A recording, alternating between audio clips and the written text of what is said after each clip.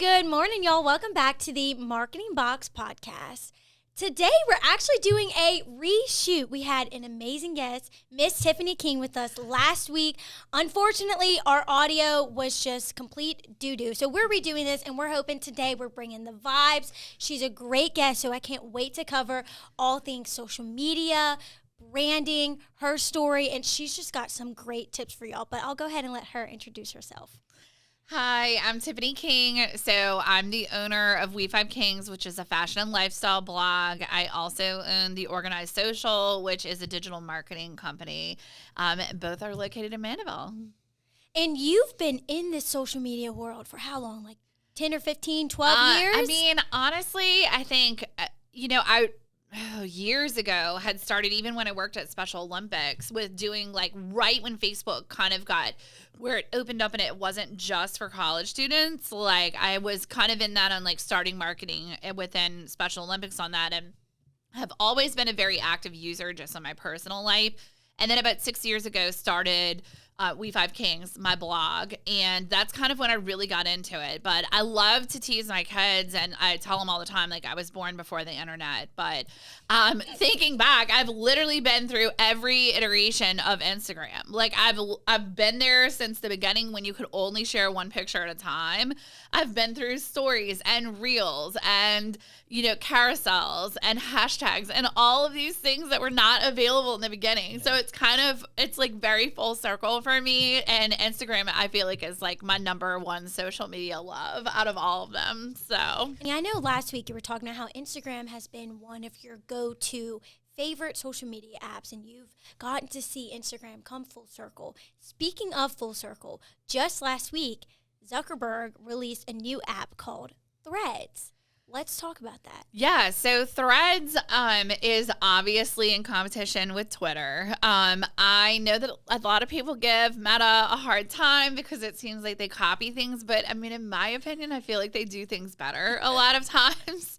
So like when we saw Reels come out kind of in competition with TikTok, TikTok was not always the most simple app to use. There was a lot of components to it, and like bringing in audio, and I do feel like Reels was a lot more simple. I feel like a lot of the Meta platforms are more kind of rudimentary. They're just easy. That's constantly one of the things that I've seen through them. But what I've been enjoying, so I've been using Threads, I guess it's been a little bit under a week now. I signed up the first day. I think I was like number 28 million or something like that, or number 2 million. I can't even remember. But I like that it's pretty basic. So as far as like adopting new platforms, like I always really, when I'm sitting down with my social media clients, I go through with them like a kind of a list of questions of how we think we're going to like integrate that into their marketing platform. Because the truth of the matter is, if you're selling something, you may not appeal to the TikTok audience. Like, although TikTok has really grown a lot in where their audience, I'm trying to think of the word, just the age range of TikTok has really kind of grown in the last couple of years. I still think that you have to be really considerate of like where you're going. So big things with Threads right now is it's not currently being offered anywhere other than in the US. I'm sure that that's going to move out of there. So if you are somebody that is like working with people overseas or anything like that, it's not going to be the greatest app for you.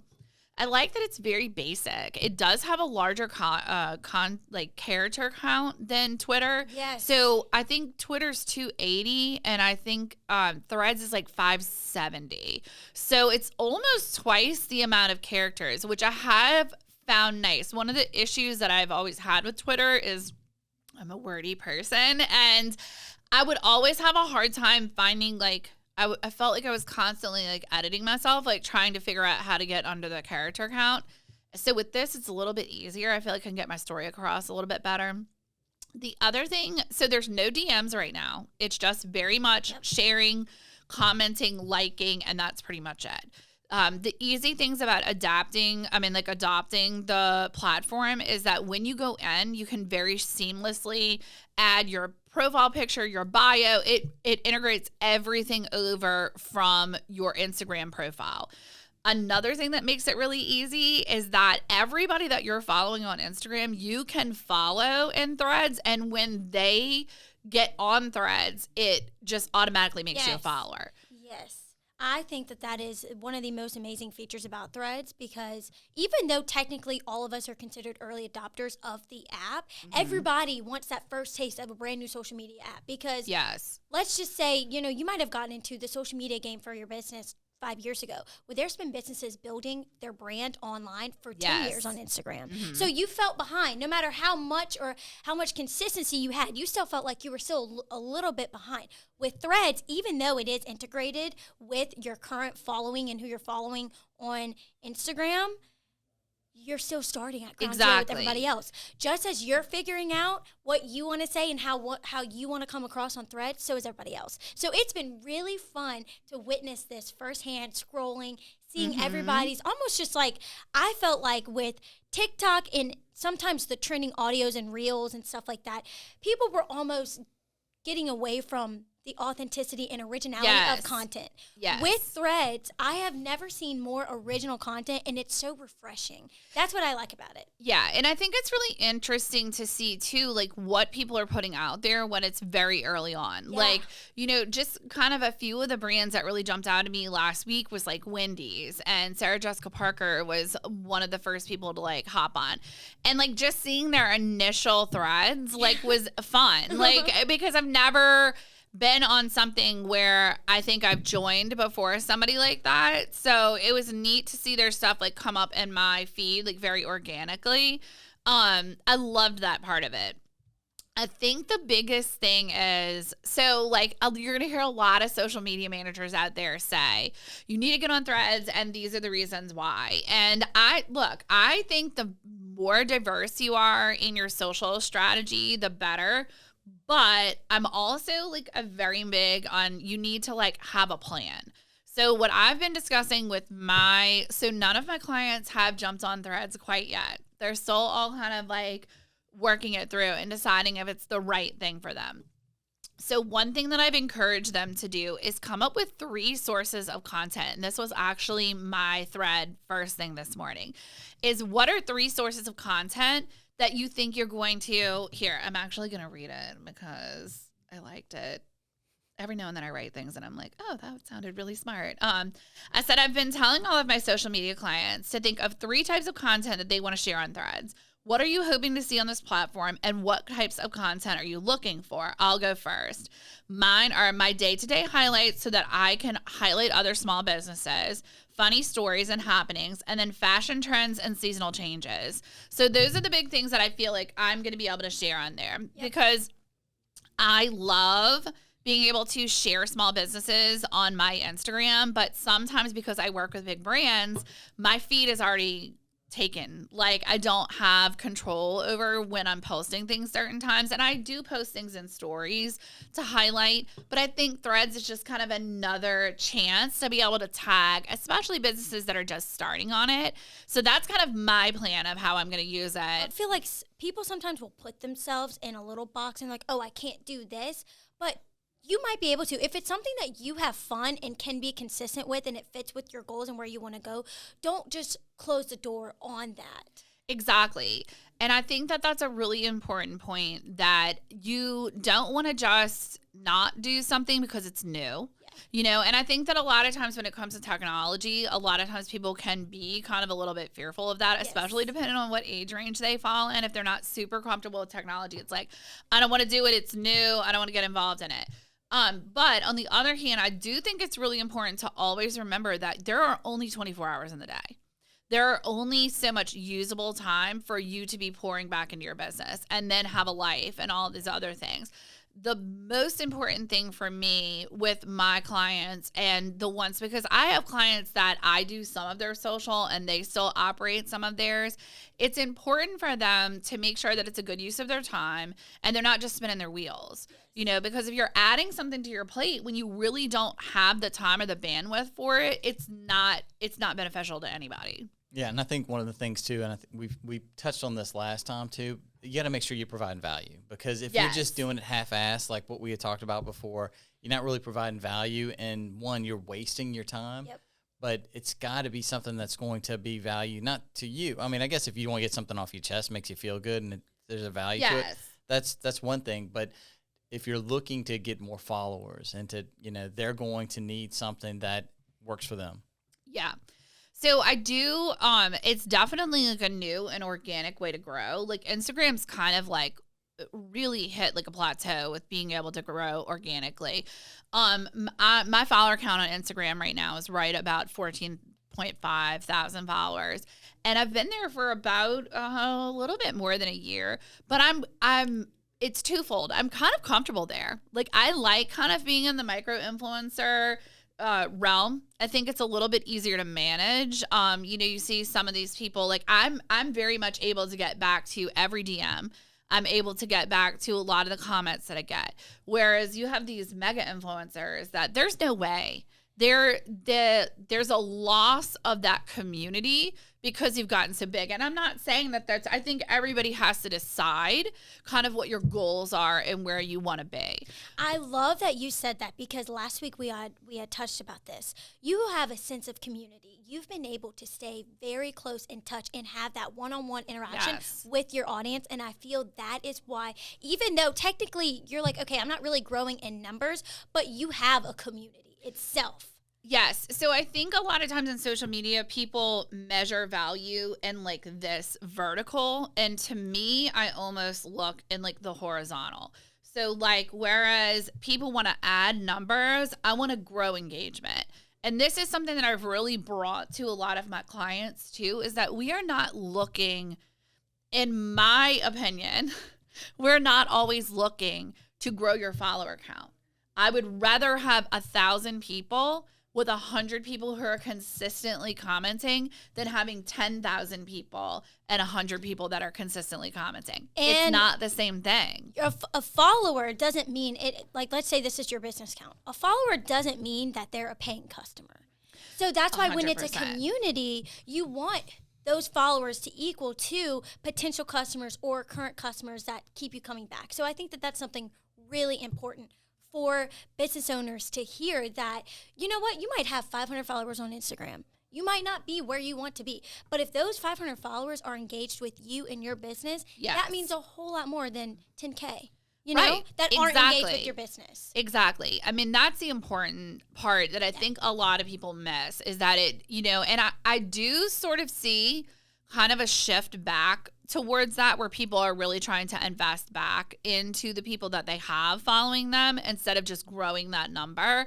But I think for a very long time, people were only focused on that.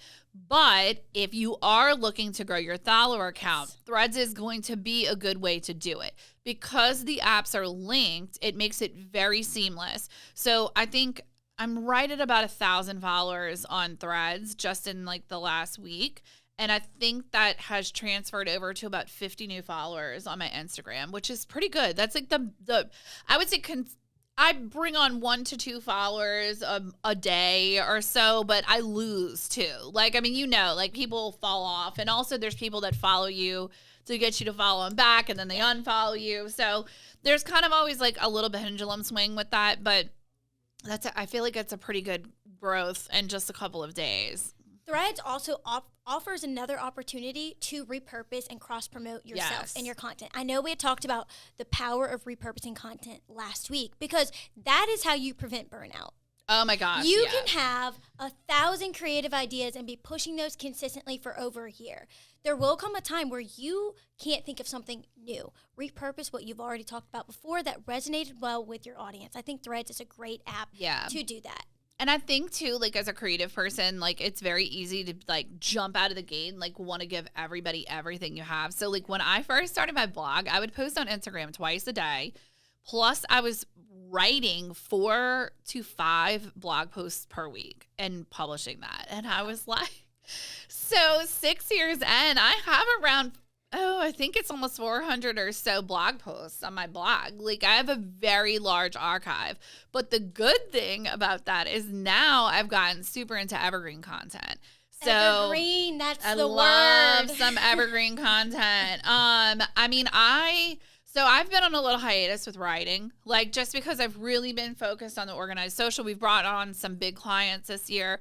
So that really has kind of been where my focus has been. So, but because of that, I've been pulling out my evergreen content. So, I I haven't written anything new for the blog in about 6 months. So everything that I've been using is like my top 10 things for Mardi Gras that families need. Plus size girls guide to Mardi Gras is a big one that I do.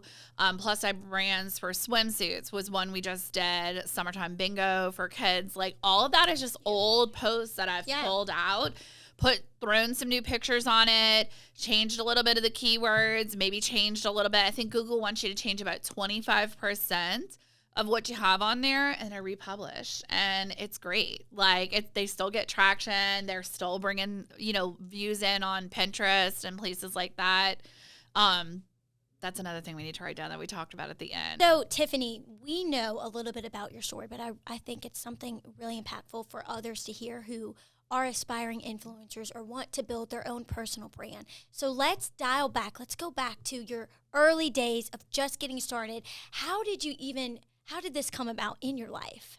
So I started freelancing for a local blog called North Shore Parent, and I wrote for them about a year right after my youngest son was born. And there were just, like in conversation in our Facebook group and stuff, the owner was really like, look, I feel like you have things to talk about that don't really fit into what we're doing on this page, and you should start a blog. And I was like, I don't know. Like I had tried it in the past. Like I had a little blogger account, and I would, write things every now and then. It was a lot of nonsense. I've taken it down because it was very embarrassing. Like once I really got into this, I was like, oh God, like I need to remove this. But, so I launched my big site. It's been 6 years. In June, I launched We 5 Kings, which was kind of like our hashtag for our family, because I have 3 boys and me and my husband. It kind of just made sense. And so when I was trying to think in the beginning, I really wanted to write a food blog, and then it kind of just morphed over time into seeing that when I would post about clothes, people were really interested in that. And I've always been interested in clothes. I've been my parents love to tell this story about when I was 3. I think I came out dressed for church like Punky Brewster. I had a sweatshirt that went off my shoulder and these neon socks, and my dad was like, okay, let's go to church. So I've always loved clothes and fashion and things like that. So it felt very natural. And that's when I launched We 5 Kings. We really went more that direction. So it is a fashion and lifestyle blog. I have been doing it for about 6 years. So over the years that I had been writing, I had gotten to know a lot of the local boutiques, a lot of the local boutique owners. And during COVID, when a lot of these places couldn't be open, many of them did not have websites. They didn't really have large social media presences because they were relying on foot traffic, and all of a sudden they couldn't do that anymore. So I started getting asked questions here and there about different business owners, about, what websites I recommended, and, just seeing that I interacted with different things. They started asking me more about marketing online, marketing on social media. And around that time, it's really funny because I had accepted a full-time job. I was going to not stop doing my blog, but I was kind of look, I really want to get a job and have a boss and have somebody to report to and not have to be always churning and trying to find brands to work with and things like that. And then COVID, that was at the same time COVID happened. So I got hired and fired in the same day because that was the day of the shutdown. That is so wild. So I know. It was the shortest job I've ever had. But shortly after that, I started, getting asked, and then people were like, could you just manage our social media for us? And I was like, okay, I've never really thought about doing that. So my very first client was a villa. They actually, Miss Marta, who owned it, has retired now. So I've been through doing all of their social for years, and I helped them actually close their business out when she decided to retire, which was awesome for her. She's in Paris right now, and I'm so jealous. But so they were my first client, and then really I have a really good friend, Kayla Morgan, who owns Kayla Handbags, and she would tell people about me every now and then, hey, Tiffany's doing this. And so I just started picking up little clients here and there. And then it was really last year that my husband has a background in law marketing. So he worked and did websites and things like that for lawyers for years. So he kind of has a little bit of a different skill set than me. Whereas I'm like the pretty and the aesthetic and all of that. He really has that like logistical knowledge. Like he's very pragmatic. So it kind of just made sense. So we like made it official last August and opened the Organized Social. So we have about 11 clients now. What we did in the beginning is so much different than what we're doing now. Like, which I love because there's so much. I really thought when we opened this, it was going to be primarily social media, but we've really opened it up much more to just the digital marketing world in general. We're doing websites, SEO, Google Analytics, Google Local, Google Ads, Facebook ads, all of these different things for our clients now, which is really great. And we do a ton of video, which is really fun. Like that's what I love though about marketing. And for those who aren't in the marketing industry, there's always something new to learn. There's always something on the cusp that's going to be either it's going to die out and come back again. I think that's what I love. And it's kind of like that with social media as well. Yeah. And I feel like, too, you start to meet people. Like, you kind of build this network of people, and you guys kind of hand each other work. So we have a great freelance developer that we work with that does a lot of our back-end website stuff. And I love working with him because he just has this great eye for the way things come together in a way that I didn't. So I have ideas and I can come to him with the colors and the fonts and like all of the things that I want to include, but he's so great with the content portion of it. And like just knowing how to like make it very like cohesive, but also where people are going to want to like continue to click through the website. So like he and I work together on a lot of websites now, and he sends me some social business sometimes. Like, so it's nice that like we kind of are starting to like build this like network where we all kind of like working together. And then you have a lot of people in the freelance world with digital marketing too, that they don't want to work with customers. They want to work with business owners who are going to project manage. Like, they don't want to sit down and go through 47 color schemes with somebody. They want you to tell them that, like, this is what I want. This is what I want the layout to look at. So that's a really good thing, too, is we kind of are the go-between with projects like that, too. And this is something that we had talked about. You're really close with your clients. Yes. You said you have about 11. Yes. How important is it for you to have that close relationship with the business owner or the CEO or whoever it is that you're trying to? Because when it comes to social in the online world, you want their customers to get a feel for who they are, yes, what their mission is. So let's kind of talk about that. So one of the great things so let me go back just a tiny bit. So one of the things so again, in digital marketing, there's a lot of the same, and it's kind of, you have to pick like where your niche is and like what you're going to do. So one of the things that I kind of have developed with my clients is this strategy of like almost making them influencers within the niche that they work. So I have found how beneficial it can be to really establish yourself as that expert. Like, my expertise is in boldness when it comes to my brand on We 5 Kings. Like, I'm very bold. I'm very good with putting things like outfits together and things like that. That's my niche. So I took that into how I deal with my clients. So my goal is to really set them up as the expert in their field. I want them to be, when someone says, I have a real estate issue, or I have a child that has a speech delay, I want my client to be the person that pops off in their head because they're like, Kay Parker with Parker Therapy Group. She is the expert when it comes to children who have language delays. Like John Exnicious with the Exnicious Group, he is the person that is the go-to person in real estate. And not just to sell. Like, let's say that you need like a buy down, or you're wanting to work like with something within the real estate world that you're not really familiar about. Like, his name's going to pop up in your head because he's been doing these educational programs where he's teaching you about all these big terms that people use in the real estate world. So now kind of to get back to what we were talking about. So With my clients, I really try to be as integrated into their business as I can, which is another reason why I've been really slow to like bring on clients. Like when I bring on a new client, I usually give it 2 to 3 months before I bring on anybody else, because I really want to be able to learn more about them. I want to learn their vernacular, things that are special about their industry, and I want to really niche down into that.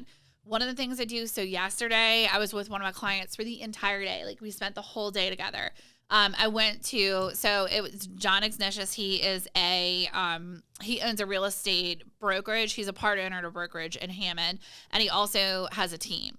So I went and sat in on their staff meeting yesterday morning. I gave a little speech about Threads and how I thought his team could use it for their own real estate that they're selling.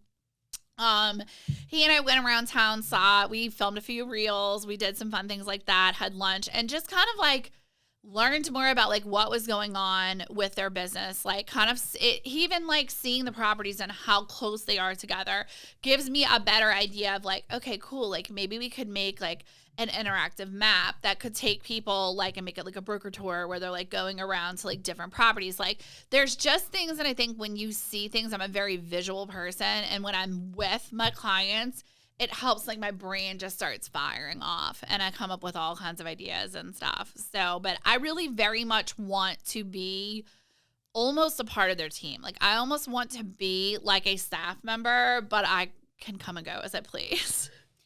So right now, though, I feel like there are a lot of business owners that are completely outsourcing their social media. They're handing it off to somebody that's not in-house, somebody that has like a package that they offer that maybe doesn't really know a lot about their business. How difficult do you think how much more difficult does that make the process of building their community? I agree. Like, I think that you really have to be integrated into somebody's business because social media is such a personal thing. Like, even if you are running like a large a large brand or a large business, there's still an internal voice that company has. Like, when there are certain like big brands that I think of, like Wendy's, they always have super snarky comments. Like, and I think that you would lose that if you like moved on to like another social media manager who didn't lean into that and realize that, okay, wait, they always have these super snarky comments.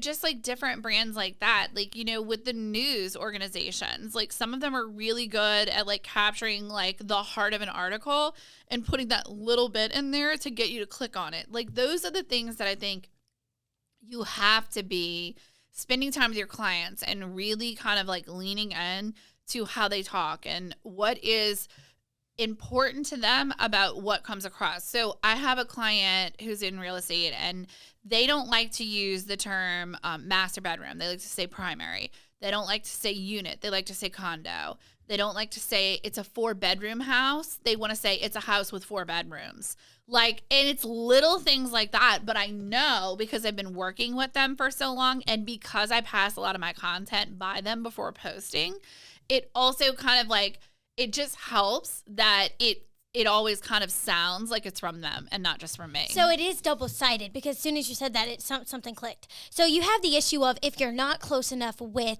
the people in the organization, having that diction, having that personality, that kind of gets lost somewhere in translation.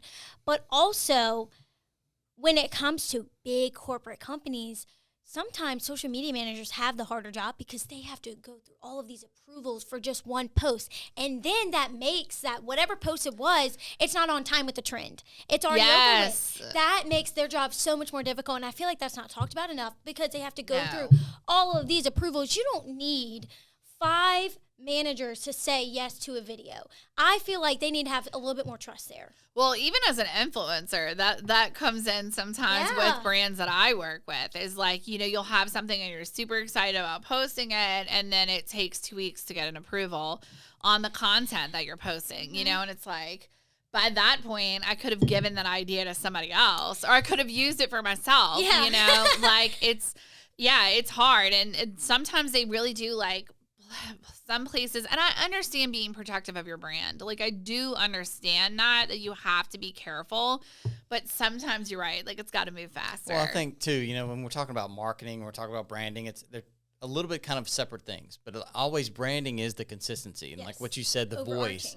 And if you're not familiar with that company, it's going to be hard to kind of nail down that voice and that brand. So spending time with it. So basically the takeaway from just this conversation to me is that if you're a company owner, spend time with that social media person. Make sure they understand what you're talking about, because and if you're that social media manager, demand time to be with them, because you do need to be integrated with it if you want it, because again, what we said way earlier, that you have to either provide value or entertainment. And it has to be within that brand. And if they don't know what the product is, they don't know what that unique selling proposition is for that company, they're not going to be able to relay that in any kind of social media if they're sitting on an island by themselves. Right. So just to give our audience a great example of who has done this successfully, Kendra Scott. Do you remember the Bama Rush talk? Yes. They had their 2 social media interns, or whoever they were, their 2 social media people, in that office 24/7, commenting on every video, like they were doing their job. Yes. They would not have been able to do that successfully if they didn't know the diction, the language, the product. Like they were fully integrated at that point. They did a great job. Yeah, I mean, I think that's the thing, is like jumping on that kind of stuff too, like an understanding like when something is taking off. So case in point, I have an attorney who I work with. And when everything was going on with OceanGate, I called them and I was like, hey, look, like this is one of the videos that's trending about this is the guy from one of the news stations that had gone on the OceanGate submersible, and he had signed, it was him reading the waiver. And I was like, I would love for us to talk about what this means. Like, this seems like gross negligence.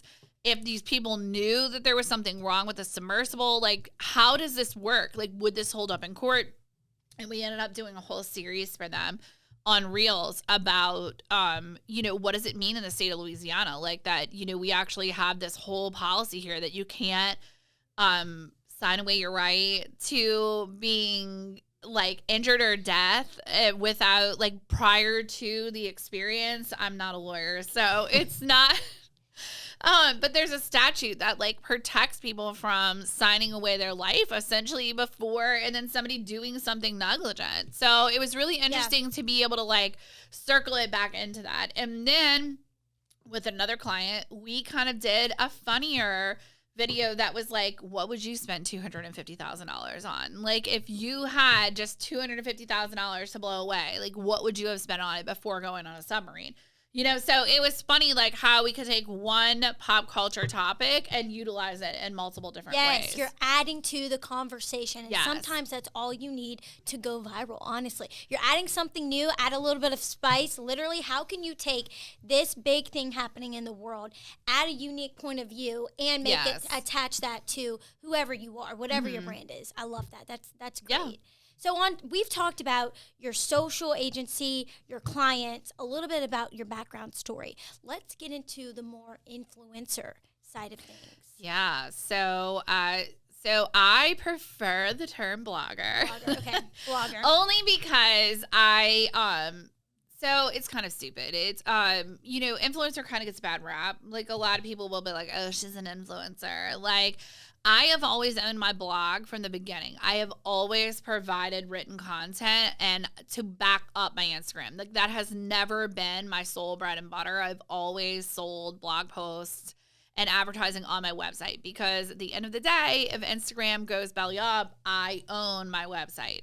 So I've always kind of preferred to say that I'm a blogger, but the truth of the matter is I'm an influencer. Like it's both, So when I got into influencing, it's very hard in the beginning. Like I would say that I did not make any money at all for like at least 2 years. Like I ran my blog very much like a business from the beginning. Like the goal was always to use it to make money. I never just like played around with it. I was always very serious, very consistent about posting, using my hashtags, tagging brands. But the thing is that you have to have a portfolio. You have to have like an amount of content before people are really going to start looking at you. You have to have a minimum amount of followers. You have to have a minimum amount of people coming to your website. Now, I feel like that was where it got easier, is when I got above like 10,000 hits per month on my website was really when I was able to like start selling that to people, because that had value. Unlike Instagram and other social platforms where you say the follower count doesn't matter, when you are converting those clicks to your website, that does matter. Yes. So that has really been something that I've always focused on, which is when I got heavily into Pinterest too, was converting that, because Pinterest is much more clickable. They're much more likely to click from a Pinterest pen onto your website than they are from like an Instagram post, to go to your link in bio and then go from there to your website. Like, it's just an easier conversion rate. So, but that's been something that I've always really done. Now, over the years, I've gotten to work with some great brands. I mean, I've worked with Target, I've worked with Torrid, Lane Bryant, and then I try to work with as many small brands as I can. Like, currently I work with the Purple Tiger Boutique in Metairie, and SLS Wears, that is a women's online boutique on the North Shore. So I try to really like make sure that I always kind of circle back around to those small businesses when I can. So you were influencing behavior, blogging, before there were all of these. You can say influencer. Yeah. I'm going to try not to be a snob about it. Before there were all of this research, information, and guidelines. That's the big thing. Oh my gosh. Now, now let's say I just blew up on social media. I have 3 million followers, and I'm not sure how to navigate this. There is now enough information out there to where I could easily figure out. Back in the day, that was not a thing. There was nothing. Yeah. There was nothing. Like, I will never forget. I had met this guy at an event. So the other thing, like, with being an influencer is you attend a lot of events, because getting face-to-face time with some of these brands. So a lot of times you don't get paid for that. Like, you get asked to go to a party, you go to a party, and then you try to meet as many people as you can when you're there. So I had gone to a party for Mignon Faget. They were launching, I can't even remember like which line it was, but they were launching a new line. They had this huge party, and I went and ended up meeting this guy who did some of their like influencer marketing. So the next day, I like wrote him an email. Like, I'm always big about thank you notes. So like any brand that I ever work with, I always send them a thank you. I try to send a handwritten one if I can. If I can't, I'll send an email and thank everybody for like working with me. So I sent him an email and I was like, thank you so much for working together.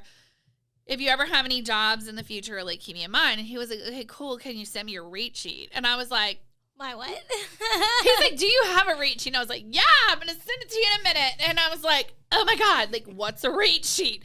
So I asked in like a group that I was in, and like nobody had a rate sheet. And I was like, okay. So I started like kind of panicking, and I was like, all right, I've got to be able to find this somewhere. So I found like, I think a model. It was like a model's card that I found like on Google Images or something, that she had like a lot of her information, like what she did, like all of her stats. And I was like, okay, this seems like a good idea. So I basically took the format that she had and I put it into Canva and like came up with something with like a little bit about my mission statement. And then I came up with prices.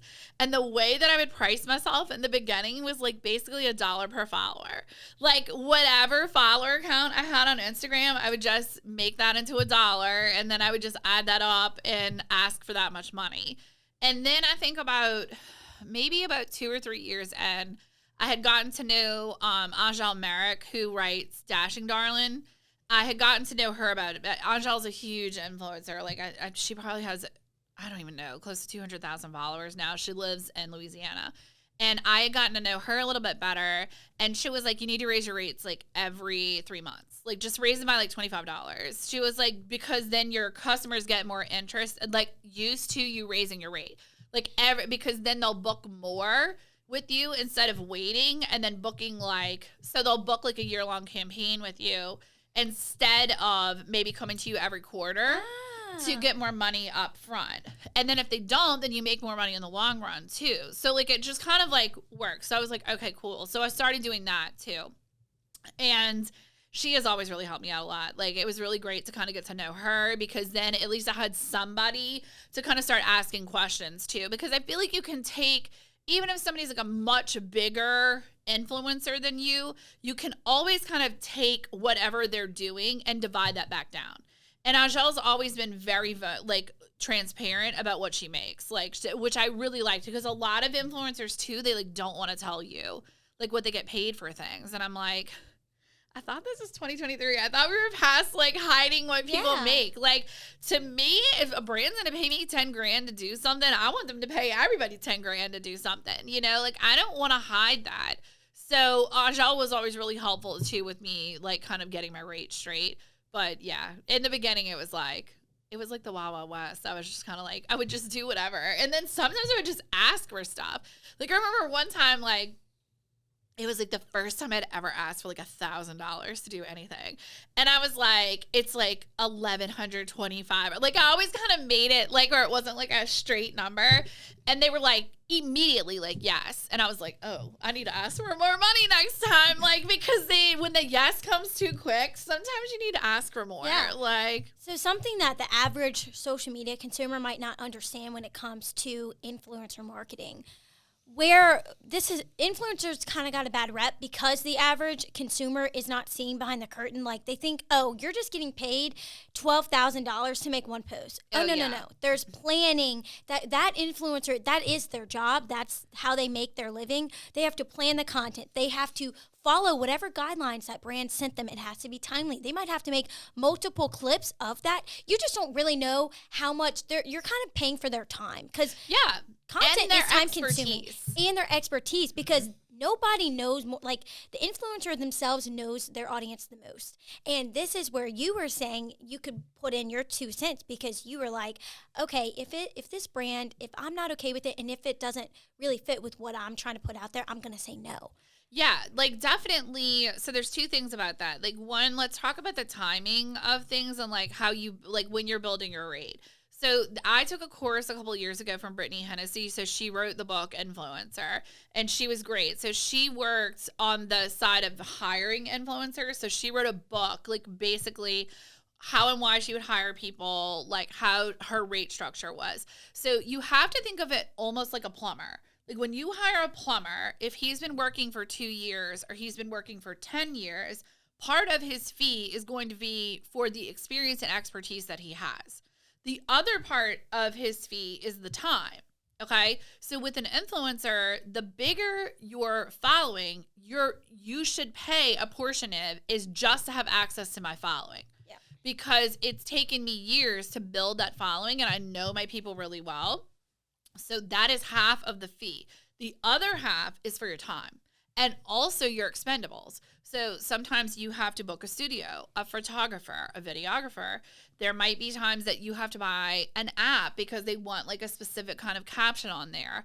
You may have to buy props. Like, not every single time, like, depending on the brand that you're working with, like, you may have to set up props or how, buy food, like whatever you're like wanting to do, like all of that goes into the cost. And then on top of that is the hourly time that it takes you to create the content, to edit and do all of your stuff behind the scenes, and then also marketing the content. So once it's out, it's your time of making sure that you are commenting and you're liking and you're responding to people when they're interacting with that content. Like, that is a full scale like strategy when you come to how you're getting paid for your rates.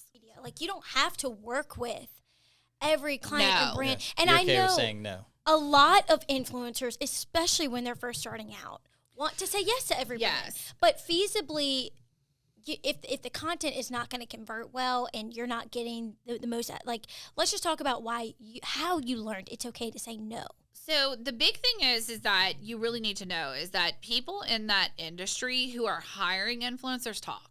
So if you do not convert well on something that you do, there is a chance that they're going to talk to another brand and let them know that like you didn't convert well. So that's always something that you want to keep in mind. Now, for me, I kind of decided very early on that I was not going to promote alcohol, which people laugh a lot of times when I say that because I will talk about drinking on my page. Like, I love a spicy margarita. Like, I am definitely a girl that loves a happy hour. But something about partnering with an alcohol brand just felt very inauthentic to me. And I also kind of wanted to keep my page, like, family friendly a little bit too, like the actual feed. So, while I drink and I'm not like I'm not a person that's sober and all of that, that was one of the things that like I kind of didn't want. I had, during the time of COVID, I got offered a lot of money by somebody to do some posts about the COVID vaccine. And it was really hard to say no because it would have, like, it was kind of, during COVID, we weren't making a ton of money as influencers because there just wasn't a lot going on. And so it was very tempting. But I was like, I feel like once you put something out there, it's very hard to say no after that.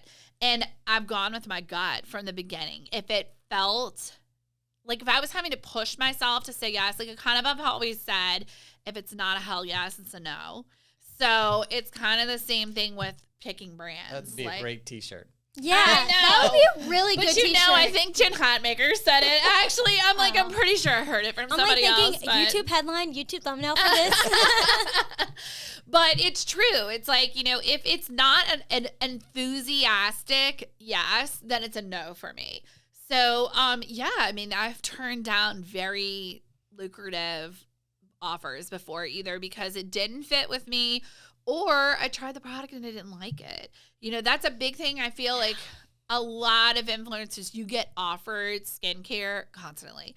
Like, when I tell you the amounts of skincare that I've tried over the years, and sunscreen and makeup and all of these things, because it's an inexpensive thing to gift. It's really, really big with like PR, which is something where somebody will just send it to your house, like with no strings attached. But I have always made it a point to offer the brand to just not work together. So one of my big things is I don't typically work with brands that I have not bought something from. So even clothing, like, I make sure, and especially if I'm approaching a brand, I make sure that I'm following them. I make sure that I have been engaging with them and their social media. And I make sure that I have bought something from them, because I feel like that is such a bad rap that influencers get. It's like, this girl isn't even following me and it's just like asking me for like $10,000 worth of clothing. Like, I've never done that. So I always make sure that I'm doing those 3 things before I ask. But even after that, if somebody has asked me to do something and I get the product in and I don't like it, especially if it's been like a paid exchange, I will contact them back and be like, hey, this was my experience. Like, you can have 2 choices. You can either just decide for me to not post at all, or you can let me post something authentic about it. And a lot of times they'll back out. They'll just say, I'd rather you not post, which I think is fair. Like, when you're getting paid, like, I don't think that makes it, I don't think that works, because a lot of people will say that influencers are dishonest with some of this stuff. Like, I don't think that plays into dishonesty, because I just choose not to speak about it at all. One thing, too, though, is it can be scams sometimes. Yeah. So one of the big things is always doing your due diligence. Like, I don't respond to anything until I vet the website. Like, I'm going to check out the website, where they're located. Like, if they have reviews, I'm going to do a Google search on them. And usually I'm going to ask at least some of my fellow influencers in the area if they've been approached, have they ever worked with them before, like things like that. Because it is easy to get scammed, too. You get paid in wonky ways sometimes with influencing. Like, sometimes they'll ask for your PayPal and stuff like that. Like, and so when you're dealing with money and you're dealing with anybody that's going to be sending you money, like, I'm always super cautious about who I deal with when it comes to that. I like something you said, too, about the not saying negative stuff, and because I think that's a little bit about your voice. Like, you're staying with your voice for 2 reasons. One, you're only promoting things that you like, but you're also not being negative, which I think that's okay. Like, as an influencer, to back out instead of saying something negative about a brand, you just choose not to say anything at all. It's kind of like my mom always said, if you can't say that nice, don't say anything at all, kind of thing. And I think there should be more people on social media like that, because there's so much hate. There's no reason to hate on a brand when you can just love other brands that actually fit the needs, will follow the voice of your audience. And I think that's why you're so good at what you do. So thank you. I appreciate that. I think that, there's a couple of things to think about with a lot of things. There are very, very few products out there that are just terrible. They just maybe aren't the right thing for you. And that's where I think the importance is. Because, like, I'll never forget, there was this girl who had a TikTok, and I don't even know what her name was. But every TikTok she made was roasting every single thing that Torrid made. And I understand that Torrid may not be a brand that everybody likes, but I happen to like some of their stuff, and I think they make excellent jackets. Like, for plus size people, one of the biggest problems that we have is, like, the back of your arms. Like, you'll get a jacket and they pinch back here. Even plus size brands make jackets that do that. Torrid jackets are great, but she does not like the brand. She thinks that everything is gross, I guess. And she just constantly puts, like, this negative stuff out there. And it's like, okay, we get it. You don't like them. You don't have to. Like, but other people do. And it's really hard for plus size people to find clothing to begin with, like, without you shaming this entire brand because you don't like it. So I always think about that too in my mind, especially when it comes to beauty products. It's not for everybody. Like, not every product out there is not for everybody. So me putting negative energy out there on something that may work for somebody else is not productive. So, Tiffany, we know this about you because we had spoken to you about this before. You have such a positive light and confidence about you. What would you say to somebody who wants to portray that as well, but they don't know? Like, maybe they're not feeling as confident or positive on the inside. How do you stay with this light and this air about you that, like, you don't feed in to the negative, to the hate? How do you do it? I'm so glad you brought this up because we had this conversation the other day, and I'm glad that we're going to talk about this again because I do think that is something that's really hard, and it's something that I don't always talk about a lot with my blog so I think it was like probably the second year, I was alerted to a website called Get Off My Internet that somebody had written this entire forum. It wasn't one person. It was multiple people that had written this entire forum about me, just, like, shredding me about my body, that I was fat, I was a terrible mom, like, I yelled at my kids, like, all of these things. And it was really hard. Like, it was really hard to, like, read all of these negative things about yourself and, like, somebody, like, spotlighting, because even as secure as you can be about stuff, there are little things in the back of your mind. And when somebody, like, pinpoints something, it, like, really is like a dagger. And I took it really hard, and I was not sure that I could continue to do this. And I remember my husband being like, okay, this is how this is going to go. You're going to give it 24 hours, and you're really going to think about this, and we're going to take one of two paths. You're either going to be done, or you're going to move forward, and we're going to walk past this, and we're not going to look back. And he was like, but whatever decision we make, that is what we're going to do. Like, together. I'm going to support you through this, and we're going to move on.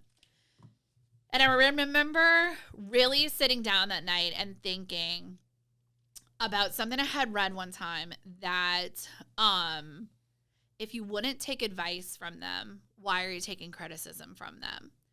And I started really thinking about my circle, about the opinions that mattered to me, that I want my kids to think that I'm a valuable person. I want my husband to think that I'm smart and, a good mom and a good wife. And I want my inner circle to think that I add value to their lives. And then outside of that, it was irrelevant. Like, outside of those people, it didn't matter. And so I really chose to make that part just irrelevant. So it's something I really never talk about in my blog. I see other businesses sometimes, like, post negative reviews and say, can you believe that this person said, but you're feeding it. Like, whenever you engage with it, you're feeding it. So when I've talked to younger bloggers and I've talked to younger people that are getting into social media, one of the biggest pieces of advice that I give them is, if you wouldn't let somebody spray paint it in front of your house, don't let it stay on your feed. Like, it is totally okay for you to make the decision to delete it. Like, you don't have to engage in it. That is your social feed is yours. No one else owns it. They do not have a right to have an opinion. And if you don't like it, you can delete it. And you should take command of that because it does help with you making that part of it irrelevant. I know. And that's the thing. Like, and I do see it that when you put things out there, you open up yourself. That is one of the things too that I'm cautious about. When that happened, I had been putting out a lot of content about my kids, and I really kind of pulled back a little bit because I started deciding what I was going to allow people to have an opinion about and what I wasn't. Because you're right, you're going to get negative comments. And when somebody tells me that they like hate something I wear, or, like I had a lady for a while who every time I posted something, she was like, you have the worst taste. That outfit is terrible. And I'm like, okay, cool. Like, you don't have to like it. And eventually she just kind of like, I guess, lost interest and like stopped commenting. But things like that, you're right. You are opening yourself up to comments like that. What I'm not opening myself up to comments is like, God should have never allowed you to have those children. Yeah, like, what? Like, okay, like I am never said that I'm like Mother Teresa when it comes to being a mom. Like, I am not that And the great. thing is, the people that are saying these things, they probably have some issues with their own. They would never say it to you. Well, no, they Yes. wouldn't. They would never say that to your face, but they're not perfect. I guarantee you. They probably do some shady shit with their kids too. Yes, exactly. It's like an insecurity that they're probably having themselves, or it's something that triggers them, and then they want to say something back to you.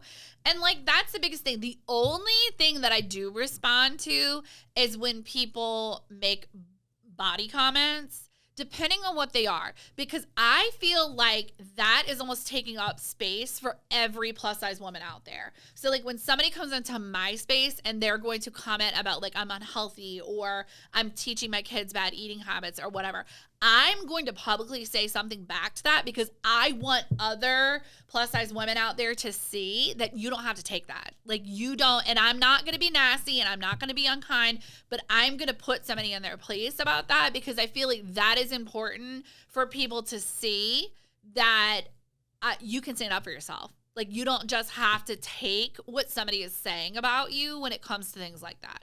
So there are times when I pick and choose. And that's perfectly okay for you to do because it is your channel. Yeah. So on top of being an entrepreneur, having a successful business, and having your blog, you're also a mom. How do you balance everything? So I think the very first thing to know is that it's not balance. It's sort of like juggling axes a little bit. Like you're just like, I mean, the thing is that there's no way to be perfect at everything. I am very good at about 3 things at a time. And every week, I write a list of the things that I want to be excellent in that week. And sometimes it's my business. Sometimes it's my kids. So like case in point, at the end of the month, we went on vacation. Well, that week was all about my kids, relaxing, and my husband. So when we came back from vacation, work was number 1. And because I rotate my, where I'm like putting my energy, I feel like I don't feel guilty when work comes first. Like I don't have to feel guilty about that because I've poured the time in other places. Like obviously when they're in school, like homework, some weeks is like a big priority. It kind of just depends. But every week I'm really like kind of deciding what my priorities are. And then at the end of the week, I do this little check-in with myself. So I started this a couple of years ago. Instead of setting up like goals every year, like, or having like a New Year's resolution, I gave myself a list of questions. So I have a list of questions I go through every week. And then I have one at the end of the month. And it's things like, how are you feeling about your parenting? Like, how are you feeling about engaging with your kids this week? Do you think you had mostly positive interactions or negative? Like, how are you feeling about engaging with your husband? Like, do you think that there are things that you did or didn't do that you could do better? Stuff like that. I'll check in with myself about my business and I kind of like rate everything throughout the week. And then I know like, okay, wait, I didn't really do the greatest job at this. Like I need to make sure that I'm like calmer next week. And it kind of just gives me like a good like circle back onto what has happened throughout that week. This fits perfectly with our typical content that we push out because we always talk about the importance of self-awareness, having that self-check. And he's like, you can't always be on sprinting mode. You can't always be on marathon mode. And I think that's something really important for somebody who has a family, who has a business, to hear and to know that you're not always going to be 100% in every category. Right. Exactly. Like, it's just not possible to be constantly moving on like all cylinders at the same time. Like, everything is, it's got to be in flux. Like, you have to make sure that But then, like, okay, so, like, case in point, today, I have one that's home that's not feeling good. So, like, I had things that I had planned out through the day, but I'm probably going to pull back a little bit and go home and spend some time with him. And maybe things that I was going to do, like administrative things I was going to do tomorrow, I'm going to do that today. And then I'm going to follow up on my, like, out-of-the-house tasks tomorrow. So I kind of just always kind of give myself a little bit of grace with stuff, too, to be able to, like, take that time if I need to. So what are your future goals? What are you hoping to accomplish in the next few years? So I think that one of the things that I've really struggled with this last year is the balance between the blog and the organized social. Like, I really think that the organized social has been getting a lot of love and a lot of push, and I haven't been doing as much on my blog. And I really want to get back to that, because I love my blog. Like, I mean, first of all, it is definitely like a revenue generator for me. Like, so I want to make more money with it, but I also want to just kind of pour into that part of myself creatively too. So I'm really like focused on this next 6 months, like getting back into that, especially going into the holiday. It'll be a good time of the year to do that. My other big goal is to get my husband to be able to quit his job. So he does still have a full-time job and he works for me part-time. So I want him to work for me full-time. Like, that's my really end of the year, like, big goal. And we're really trying to get back into traveling this year with the kids. So we had 10 years before we had kids together. So we went everywhere. Like, we've been to Hawaii and New York and Europe and all these places. And I've always wanted to take the kids along with us. Like, that was always the goal. So we're doing like our first big trip in October. We're taking them to Chicago for the weekend. So we're excited about that. Like, kind of try to like dip our toe back into that and like get them really excited about, not just going to the beach. So doing something different. And is there something that you would really like your audience to know about you, or a message that you have for them that you don't really get to say that often, or some advice that you could give them? You caught me off guard with that. Sorry. Just felt like maybe you had something that you've been withholding. You're like, man, I really want them to know this, or just that, No, I feel like I'm so vulnerable. I feel like I put it all out there. I think it's just the biggest thing that I would say is choosing very much what you kind of going back to like what you want to be an advocate for and what you don't. So, I have a kid that has some special needs, and it's not something that I talk about. Like, people in my close friends know a lot that goes on in our family, but it's not something that I talk about on my blog, because I don't have to be an advocate for everything. Like, I don't have to have everything figured out. And deciding sometimes that you want to keep things personal, especially when it comes to your kids or like somebody else in your life, that you don't own the whole story. Like, you only own a part of it. Like, it's not my thing to decide whether I put out there or not. Like, it's okay to like not have to talk about everything. Like, you can keep some things private and you don't have to feel guilty about that. I love that. And I just want to point out, guys, that when it comes to social media, a lot of these things we talk about is through experience, but it's also subjective to opinion, because some of these things that, when it comes to trends, you can predict, but you never really know. And that's the fun part, I think, about social media. Yes. Yeah, I mean, I totally agree. Like, trends, so everybody always wants to be the one to start a trend. Like, you always want to like think that like you're the one that kind of started something. So I think that's why you always see like seasonally like people trying to like start different things. So as far as social media, like looking forward, I really think you're going to start seeing a little bit, I think they're calling it like a de-influencing trend. Yes, I've seen on that. TikTok, yeah. Yep. where it's more about what you have and not about what you're getting, which I feel is a lot of way of how I've always run my blog. Like I run a like to know, like I, use affiliate links. I make commission when people buy. So it makes sense to utilize that stuff. But I also really try to like make sure that I'm showing people to use what they have. Like we don't need 27 belts. Like you really need one. And I'm going to show you 27 belts, but like I really want you to buy maybe one of them or go look in your closet and find the belt that you already have and use that. So I kind of like, having seen a lot of these influencers starting to do that, where they're digging back into the archives of what they own. I also feel like it makes fashion a lot more fun. Like, I think it's, you really have this thing where you're always churning and you're always buying something new. It's very hard to put anything creative into it because you're buying what's available. You're buying the skirt that goes with the shirt and the shoes and the jacket that you see like on the mannequin or online. Whereas when I go into my closet, like I like think of it like Cher Horowitz from Clueless. Like I start just like pulling things and I'm like, oh my gosh, wait, I like this together. And it feels like that is where like true style comes in, is being able to pull that together. And that's really what I have always wanted to kind of teach people.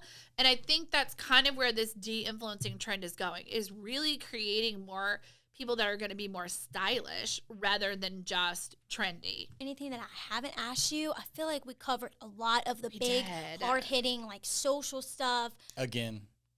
Marketing stuff. I know. And I think it would be really cool too, after we get feedback, after we push this out, I think if people had more specific questions, maybe when it came to social stuff or marketing stuff, like we could come back and do another episode on like a specific topic. Yeah. That would be a lot more fun too. So yeah. I know, because there's so many things. Like even as we're talking, like I start thinking of things. You can open this door and go this way. We can talk about this. Yeah, because I mean, like I know I told you to write Pinterest down when we first started, because we really hadn't even talked about that. And just to kind of like quickly, like I feel like Pinterest is the most underutilized social media platform out there, and it is the easiest to use and repurpose your content on. And it is 100% one of the biggest drivers to conversion from an app to websites out there. I preach to all of my clients pretty much to have Pinterest and to utilize the Pinterest, because the conversion rate is just huge. I mean, you can't compare it really to anything else, and people don't use it. They don't create their own pins. They go on, they'll have a Pinterest. Like people are always like, yeah, like I use it for like, ideas or whatever. And I'm like, no, you need to be creating content that you're putting into Pinterest that is going back to your website. And they were like, oh, I've never even thought about using it that way. So that could be a whole other topic. Yeah, I mean, that's some of the topics I was thinking that we could talk about, was like the different audiences for the different channels, and how those are basically like the different niches that you actually work with. And then even going into some of those, like, you work directly with attorneys, you work directly with real estate. There's millions of real estate people out there trying to figure out the trends and how to do stuff. So I think having something specific to that would be dynamic, because that'll be great for everybody, because I think they would really want to know how to do those kind of things. So things like that, I can already, like, that's three different discussions. We could even go into more of like how you take the metric of like teaching someone how to produce content the way that we do, like, and breaking that down by field, like, that or what to ask of your social media manager to get the most out of them, like, because you coming from that side, and you have a lot of businesses that are looking to get help. They got to figure out, how do I even find the right person, right? And what are the questions and things that I need to ask to do them. So I think these are all really, really great topics that we could dig deeper on. Guys, if y'all are listening and you're like, ooh, I really think that this would make a great episode, I have questions about this, and I know many others do too, like, DM us, comment, let us know, because like I said, I think it'd be if we could come back and talk about a specific topic and give you guys more hard-hitting examples, maybe some research or just like screenshots from our own stuff. Like, y'all just let us know, because Tiffany has a lot of expertise and knowledge in this field, and just social media, I feel like, is always going to be evolving.